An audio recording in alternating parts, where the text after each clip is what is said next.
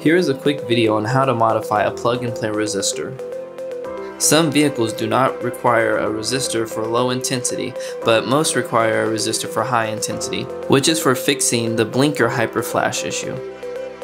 If you don't need your low intensity, you can remove it by first figuring out which resistor is for low intensity by plugging it in.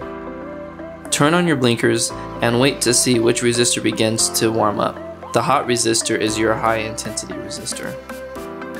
So we just tested this resistor, and this one gets hot and this one stayed cool when the turn signals were flashing.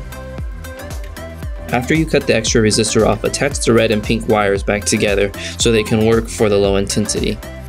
Strip them and twist them together and attach a wire knot. The black wire is the ground circuit. You don't need to attach this one because the other ground is still connected to the resistor and the two ground wires are shared inside the socket. Here is the resistor we cut off. Now you have a universal resistor. You can put it in any vehicle that would need one.